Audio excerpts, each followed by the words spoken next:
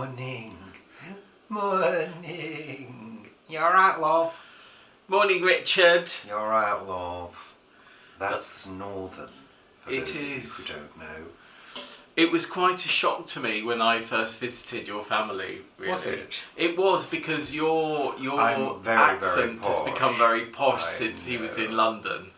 Always 30 been years like, ago. It's always been like that. I came out of the womb posh.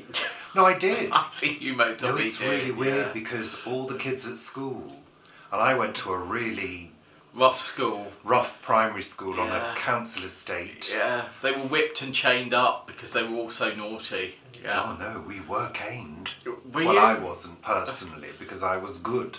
I was wrapped Shush over the now, knuckles. Paul. I was once. talking. Don't interrupt me. Thank Don't you interrupt very Richard. much, No, Paul. God. I'll No. just go over here and do something else. Shush Yeah. now. I was talking. I was mid-flow and you cut across me like a rude, rude person. Thank you. What was I saying? I've forgotten Back now. in the old school days, you were saying? No, and the kids used to call me posh. They thought I was posh. Oh. And my parents didn't know why. Why? Anyway, that's it. Yeah, so when I first went and visited Richard's family, I'd met two members sort of in London, your mum and one of your sisters.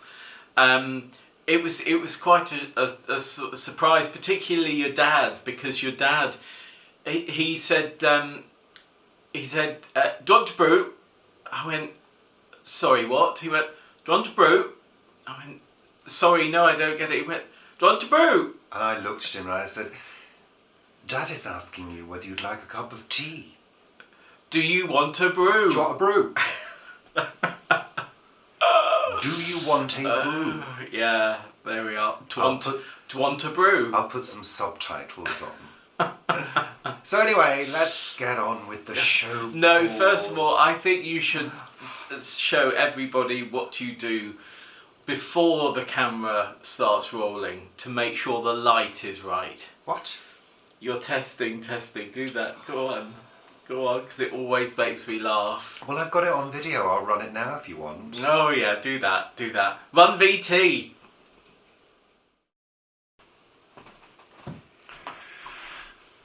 Testing, 1, 2, 3. Testing, 1, 2, 3. Testing.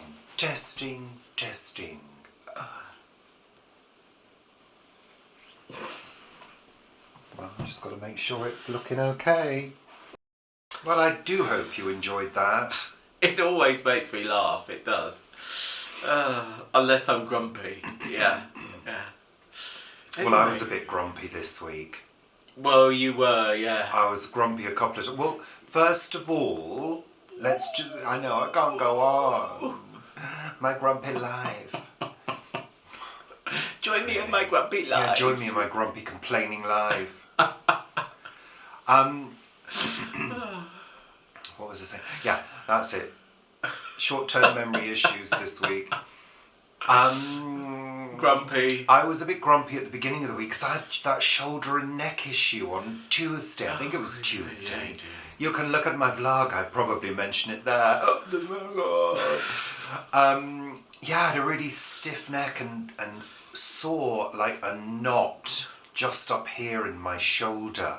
And it was bloody painful. I had to pop an ibuprofen. A low dosage one, because I don't tolerate ibuprofen very well, but it's a very effective anti-inflammatory, as long as you keep it in small doses, occasionally. Yeah. I spoke to the physio at work and I said, look, should I be using hot or cold? He said cold for a swelling. Once the swelling's gone down, then use hot. Right. Okay. But I didn't, because by Wednesday it had gone. Yeah. Yeah, and it's I can still feel a little bit of a twinge, but it's much better, thank you. And I've had an issue with my back since Paul. maybe the beginning of December. And went and saw the doctor about it at the beginning of January, and he did give me some exercises. And this is the first you're hearing about it. Yeah, you could have made a whole video series on that, Paul. Me and my back pain. Oh. I could have done a whole video on my neck pain, but I chose not to because, Yeah, but frankly... You did with your eye, when you had the eye operation. You had a full video then, didn't you? Well, I took the bandage off. You took the bandage off, yeah. If you want to see me taking the bandage off, look here. Completely naked. Yeah, but that... I wasn't completely naked. Well, your face was. Let's get on with the show. We've got a thank you. We've got a thank you from Sam and Mike. Thank you for your lovely letter. Yes. And our lovely plush hot water bottles. Now, you did say in your letter, if you've got them already and you don't want them, pass them on. We do have hot water bottles, but we are keeping these ones to upgrade. Yeah. We're upgrading. You It's can got a stick your pocket. hands in. It's Look. got a pocket for warming your hands. Isn't that fab? I know. Look, you can do that. And actually, I should have thought about this in the week. I could have had one, couldn't I? But I didn't think. Okay. You could have one with ice in it and one with heat in it, couldn't you? Yeah. Yeah, you could have done that. Yeah. They're mine. Give them to me. I think they will thank be his. you. You see, what happens in our life is Richard generally gets the new stuff, and I get the cast-offs when he's finished with them. That's what normally happens, isn't it? Give me an example of that, Paul. The hot water bottles we've got at the moment. What about them? You keep on throwing the old one at the bottom of your foot onto the side of my bed. No, I don't. I think that's in your mind, Paul. I think you're making things up just to be sensational. Sensational about hot water bottles. There we don't are. do sensationalism on this No, channel. It's no. just ordinary, old, boring old lives. Rubbish. Yeah. Yeah, that's what it is. Yeah. That's why we've hardly got any subscribers, Paul. Yeah, and 3 people watch. Yeah. Yeah. Yeah, there we are. Anyway, thank you to those 3 subscribers And who thank watch. you to Auntie Betty, who's rocking in the corner with pleasure. So let's get on with the show. So we've said that thank you, that's on the list. Tick! Tick. Okay, now. Someone said to me earlier this week, I'll come on to it, this is script. You do Sunday chat scripted, don't you? It's not And it's scripted. like, It's no, a list. we have a list. It's just a list. And she said she would like to see a list. Well, there you go. That's last week's Sunday chat. That's this week's Sunday chat. All right, love. There we are. So you there we go. are, Maureen. There we are. Maureen? Was it Maureen? It was. Hi, Maureen. Yeah, yeah. There you go. Yes, and any incidental jokery is a complete natural occurrence. Yeah, an anomaly. It is. Yeah. That's the way it goes. But, I mean, I like to have a laugh. Oh, you do, don't I you? like to have a laugh. He likes to have a laugh. But I also like to whinge Yeah, he likes to whinge. as well. Yeah. So I Laugh think that's and whinge. it's a nice balance. It is. And that's what life's all about. Le balance. In French, yeah, obviously. I don't know what the word for balance is in French. I think it's supposed to be balance. Is it? Yeah. Write in and tell us. Yeah. We could just Google it, couldn't we? Yeah, but not right now. We could ask Alexa. Alexa, what's the French word for balance? Balance in French is seul. Seul. Seul. Seul. Seul. Well, No, it's not there la you go. balance. No, it isn't. no. It is in my world. Yeah. So, welcome, bloody welcome Haven't we done that? to all our new subscribers who've recently joined us. Welcome to the Richard and Paul family. You've mostly switched off already. Yeah. Yeah, and Yeah. bye if you're not enjoying it. We don't care. Oh dear. No, we do care. Of course we care. We care that you're enjoying our videos and you get immense pleasure from them. We do. Yeah. Yeah. Anyway. Ow. Oh god, here we go. No. Yeah. No, it wasn't. It was like an itchiness. Oh, a sudden stabbing pain. Oh yeah, that happens. No, I think sometimes, it's a doesn't it? feather stuck in my jumper. Yeah. I had that the other day in bed. I thought, Richard's pinching my bottom, and then I realised it was just the tip of a feather that was going into a follicle. Yeah. You heard it here first. Yeah, that's suddenly Stop a press. fetish somewhere. It is a fetish, isn't it? Feathers. Yeah. Yeah, sort of like. Shush now, Paul. You're out of control. Yeah, I'm going to drink my coffee. Calm down. Yeah, that'll help. Okay, so we always kick off with Richard and Paul's weather report. So, what has the weather been like this week? Glorious sunrises and sunsets. Well, there were a couple, and there was one that was spectaculaire. That was an absolute stunner. Was that Thursday, I think? You were at For Earth's Sake. I was. I think it was Thursday. I was there 2 days this week. We'll come on to that And that later. was the other bit I was not happy about. You working so late that day. I was not happy about that. Well, I don't like you driving home late at night on those dangerous roads with highwaymen and awful things. I wish there were highwaymen. Yeah.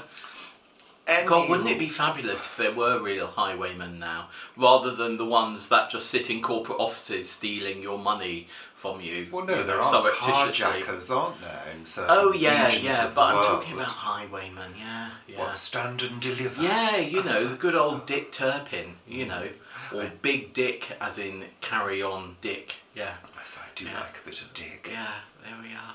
Yeah. Anyway. Weather. Yes, so it has been changeable, le semaine changeable.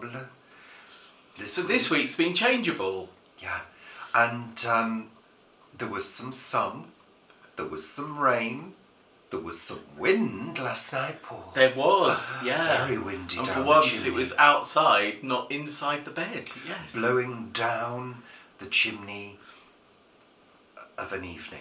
Anything else? We had a little bit of Sahara dust, I noticed, on the car. Well, that was Just a little bit. responsible, I think, for the sunset. Yes, most probably. Yes, the redness. Spectacular redness, Yeah. that's right. Oh, I need a tissue. I mean, it was extraordinary, that sunset, and you captured you captured it, didn't you? And you also captured it across the allotment. Well, I captured it at work because I noticed that the sky had gone pink. So I thought, oh, there's a sunset, quick, nip outside. This was just after 5 o'clock. So it wasn't on work time, thank you very much. And then I got home and it was still kind of there, so I thought, run up to the top. I didn't even take my coat off, ran up to the top of the house and captured it for you. You can see it on my daily vlogs. There we are. Yeah. So there we are. So yeah, and there's still warning of a cold snap. Yeah, I think it's pretty mild at the moment. I think it's about 12, 13 degrees over the coming week. But then by Friday, it looks as though those temperatures are going to dip, or at least they're forecast to dip. So we will see. I don't think we'll get any snow. Oh, I don't think we'll get any snow. No, It's a shame. I would have liked some.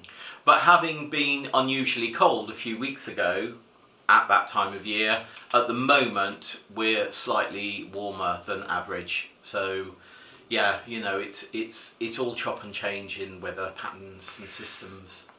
Yeah. And no, not really a huge amount of rain.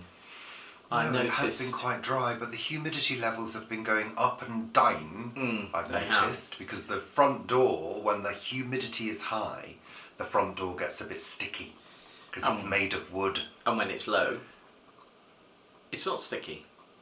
Yeah, that's kind of how things work, isn't it? Anyway, let's move on. So last weekend we had a little trip out. We did. For Earth's Sake, to the Heritage Orchard. Heritage Orchard and the Great Green Barn for the wassailing ceremony, and you can head over to my daily vlogs to see a little clip of the Hook Eagle Morris dancers. It was a fabulous afternoon, wasn't it? Yeah, Well, we really it was enjoyed like- it. Well, it was nice to get out, for me, Yeah. certainly, because at this time of year I always feel a little bit housebound, even though I'm not, because I go out to work every day. But, in terms of pleasure trips. Yeah, it's that routine, isn't it, of work and then home and work and home, and it's breaking that, and that's what happened last weekend. We Yeah. got out. Yeah, I mean, that routine, yeah, I mean, sometimes. Anyway, so we got out on the Sunday and just had a really great time. The wassailing, the Hookigor Morris Company, were fantastic. They really, really were. If you want a Morris dance wassail, contact them, particularly if you're in the south of England, because they are brilliant. And they had their rehearsals on Thursday evening. That's when they have their rehearsals. So they had their first rehearsal after the wassail, and we got an email from them yesterday saying, is there any chance coming back and doing a summer solstice Morris event? So we're looking at that now, so that should be fun. But it was very well attended, wasn't it? Yeah, it was very well attended, and very much enjoyed, and it was lovely. It was really good, and it was nice to meet a few people that I'd never met before. And I sat and chatted with a couple of ladies for a good hour or so, which was really lovely. They work for the Man in the Moon theatre company. It's like a youth theatre company, and they also do adult classes as well. And Vanessa's patron of the Man in the Moon, and they're going to be doing Alice in Wonderland later this year in the summer in the garden at Vanessa. Last year they did the Secret Garden, so you're quite keen to go and see that. I would love to go and see that, actually, yeah. So, Paul, you've had a couple of days down at For Earth's Sake this week, haven't you? A very long day, one of them. Yes. It's been a busy January for Earth's Sake. I mean, it's not usually, because January is normally sort of the slowest month of the year for us. But with the wassail, there was a lot of preparation going on. Of course, we're moving the shop, so there's a lot going on there. And then we restarted our satellites this week as well. So on a Wednesday we go to a local village hub, pick up empty containers, shopping bags and shopping lists, bring it back to For Earth's Sake, shop that sort of overnight, and then take back full shopping bags on the Thursday, and then the customer pays us. And we restarted that, but we also did a pop-up outside 140 as well on the Wednesday and Thursday. So that meant that our Cranley customers could come and drop off their bags on the Wednesday and pick up the shop bags on the Thursday.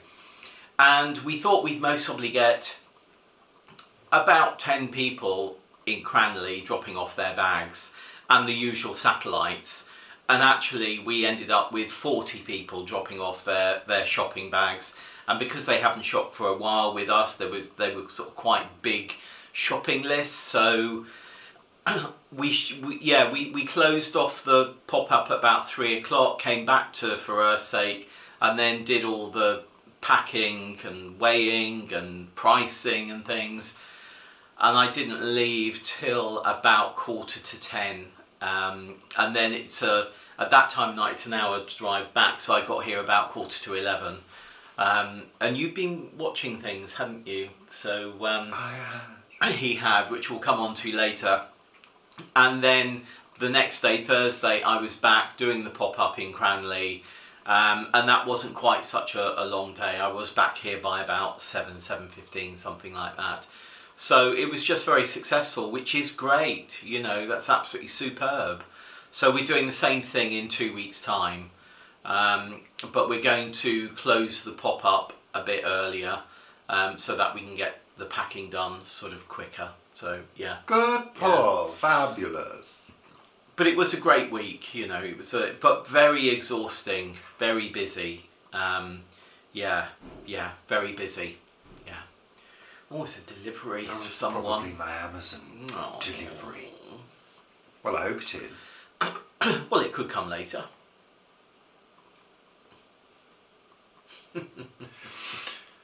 So, Paul, your writing group. Yes, sadly, the person that is organising the writing group has, which is at our local library, she has moved out of Hanwell. So at the moment there's discussion about whether somebody else is actually going to pick up the organising of it. I think it's relatively easy doing the organising, but of course it's also a commitment, and it's not really a commitment that I want to take on. No.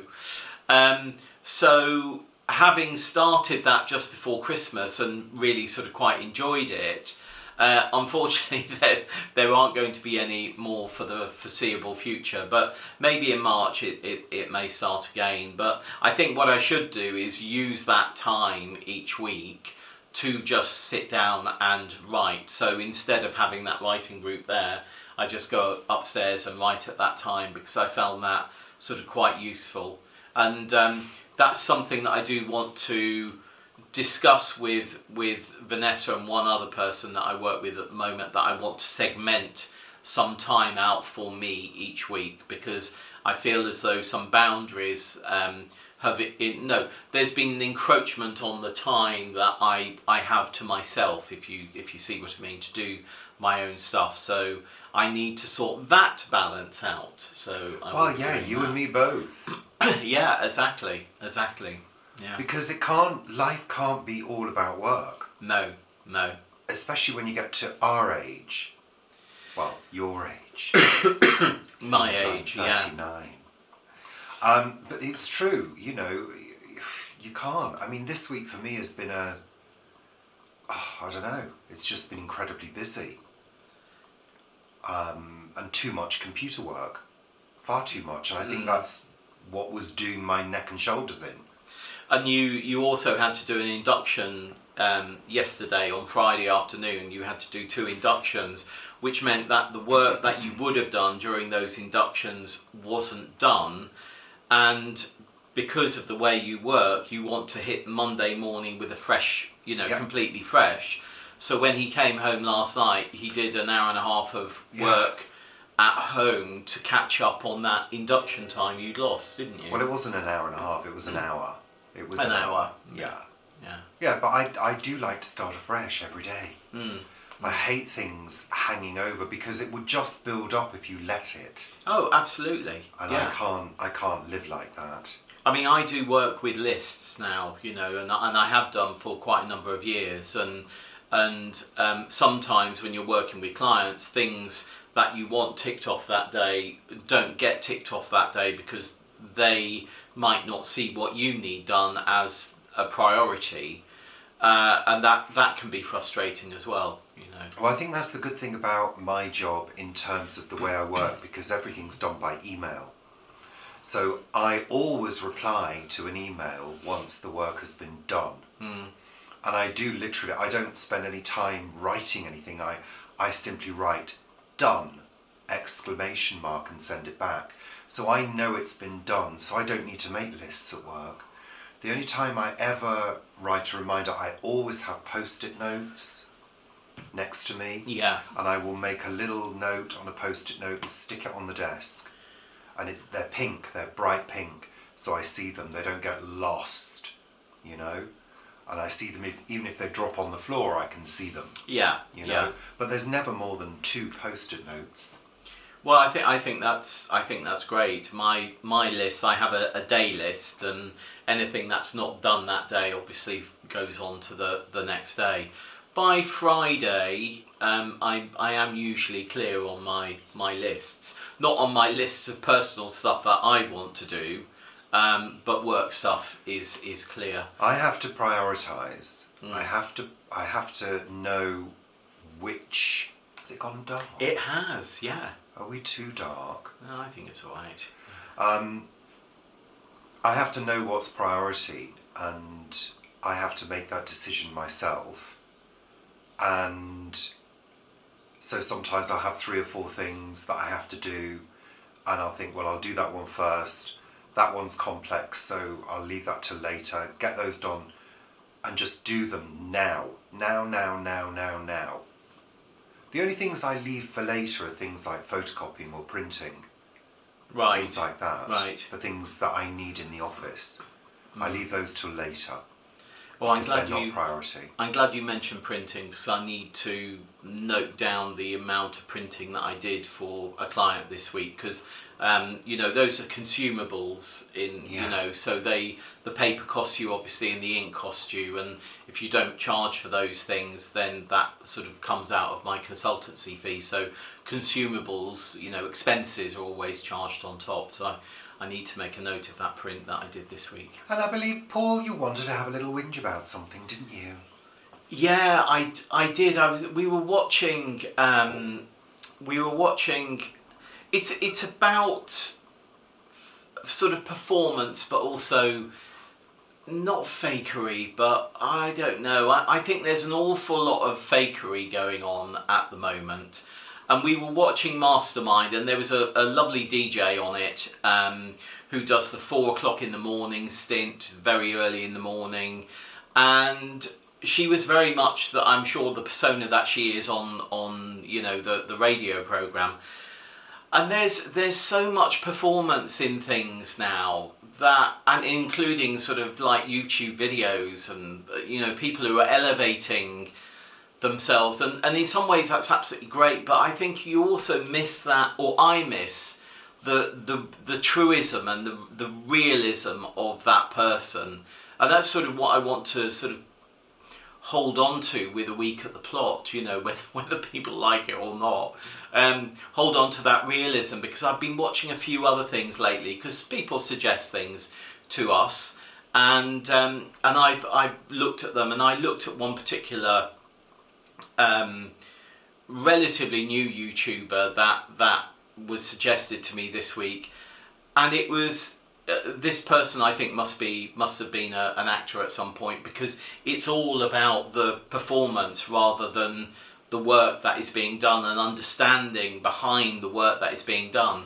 And don't get me wrong, this YouTuber is getting the work done, which is absolutely great, but it just doesn't sort of feel true. And I don't know, maybe it's because I'm getting older, I'm seeing it more, but with all the social media that we've got, and with TikTok and all of that, I think so many people are chasing those views and are not really being true to themselves. But maybe I'm just old-fashioned. Maybe being true to oneself isn't what people want. It's all about the consumer at the end of the day. Yeah, if the consumer of that media is enjoying it, then that's it, isn't it? Absolutely. But actually, I mean, we've never really opted, as I said earlier, we've never really opted for doing sensational things. No. We've just opted to do what pleases us, and if other people like it, then great. And, we've been fairly lucky so far. We make a small amount of money through YouTube, which was the whole point of doing it in the beginning. Mm-hmm. And of course we've got our coffee subscribers as well, who get exclusive content, and they're absolutely fabulous. And that's great. That's all great. But I think it depends on what you like, what you enjoy, what you like to watch. Absolutely. And at the end of the day, if you don't like something, don't watch it. Yeah, no, and I don't. I very often don't. We were sent a video this week, which I think got onto the news. I saw it on a local news channel, of that woman climbing through the window, and with her friend there, and she falls through, and she's upside down, and her top slips down. That did make me laugh this week. But again, the things that are really good are the things that appear to be natural, but you never quite know. Yeah. Do you? Yeah. You never quite know. Is it looking really dark? It's getting that way. Yeah, I think we'll. But the light is coming back, so I think it's the cloud that's passing over, making it look very dim. There we are. Well. Yeah. Hey ho. Anyway, maybe fakery is not the right word, but non-realistic things are sort of beginning to get to me, I did see one video this week of this person who was doing something at their allotment, and and you could see there was like feet at the side of this allotment, and I think there were like 4 people waiting to come and do the work. And then the person went back to it. You know, this is what I've done in an hour, and I thought, you didn't do that in an hour. Just you. There were feet at the side of your video. I think they ran in and they did the work afterwards. You're amusing yourself. I am amusing myself. Yes, I am amusing myself. I think in one of my videos I might just place some Wellington boots down the side, just in shot. Yeah, might do that. Thank you very much, Paul, for that. That's a little bit lighter. It's gone incredibly dim. We do apologise for any interruption in the service. Thank you. So let's move on to the final segment of the show, which is, Paul, what have we watched on television this week? So, we have watched... Crop circles. Oh, yes. I watched a programme on crop circles. What do you think of crop circles? Are they man-made, or are they made by an extraterrestrial force or some kind of interdimensional being? I watched a programme about it. It was really interesting, actually, and it was kind of in the area that we enjoy visiting, which is Wiltshire, Avebury, Stonehenge, all around there. And there is actually a crop circle visitors centre. Is there? Not far from Avebury. I think the next time we go to Avebury, I'd quite like to visit. Yes, I think that would be rather exciting. I'm fascinated by it because of the complexity of some of the circles. Yeah, some of them are really sort of geometrically amazing, aren't they? I mean, you know, the techniques that people use to make them must be quite sophisticated, if indeed that's what's happening. Isn't the thing that they use a plank with 2 bits of string and... Well, yeah, but if you look at the complexity of some of those circles and the intricacy of them, you know, blimey, that's going to take some time. And some of them have been done in a short summer's night. Yeah, in darkness. In darkness, yeah. And they're so perfect. I mean, this programme kind of said, well, you know, we've spoken to engineers and they've said, well, it would take a 2-week rehearsal to get that perfect. So if people are rehearsing that, where are they rehearsing it? Yeah, absolutely. Yeah. So it's very interesting. Yeah.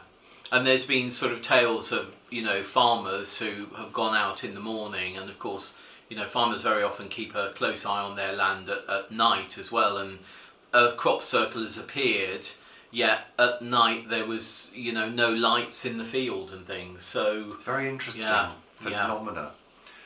So that was good, and that was on, I think it was on Amazon, I think. Right. On Prime. And you enjoyed half a chocolate orange with that, didn't you? Naturally. Yeah. Of course.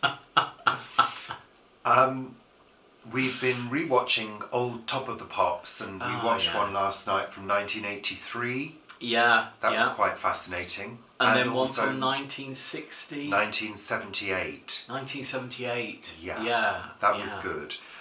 We continue with new Father Brown episodes. And yesterday's was quite good. Yeah, we haven't finished it yet, but I'm enjoying it. I think I still like the older characters. I like the 3 older characters that used to be in it. But an older character paid a visit. Yes, that's true. Yes, that's absolutely. Right. Yeah. I was very pleased by that. Yeah. Good. We've also rewatched A Rosemary and Thyme. Yes, didn't we? The one with an actor called Simon Lenigan in, and I used to work with his dad's theatre company years ago. Yeah. We continue with Madame Blanc. Yes. Which, you know, I do enjoy. I know you enjoy. I kind of enjoyed it.